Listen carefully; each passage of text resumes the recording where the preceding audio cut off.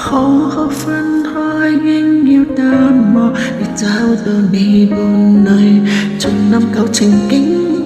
我卻哭得出眼淚。時常在聯想，你會溫馨地抱他午睡，而自己現在沒任何權利再抱怨一句，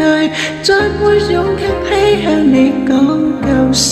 沒有勇氣相愛另一次，為你將睡眠忘記，通宵傾談，但已經頓成往事，還是記起無道理的對罵，是年紀小的不智，今天你能忘記，只得我懷念，多麼諷刺。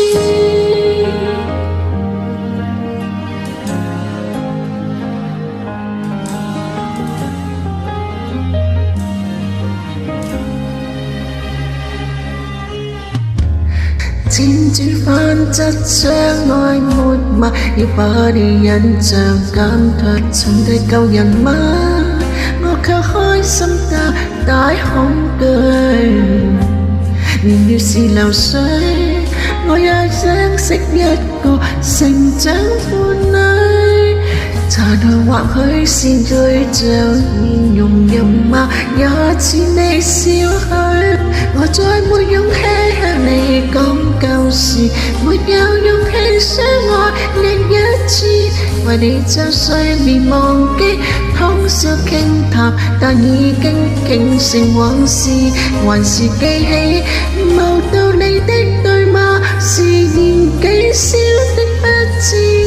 今天你能忘記，只得我懷念，多麼諷刺。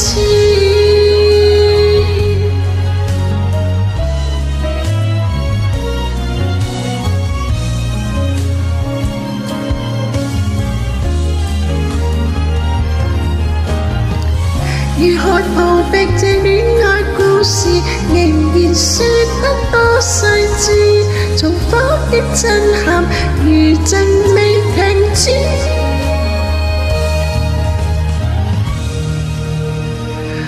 我再沒勇氣向你講舊事，沒有勇氣相愛另一次，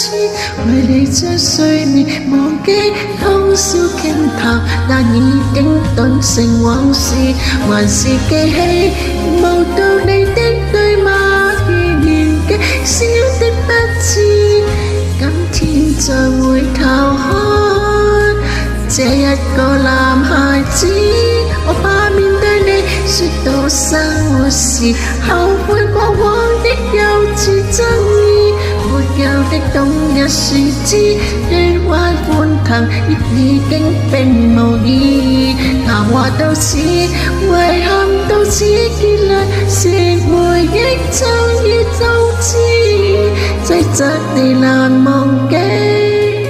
這戀愛遺物總須棄置。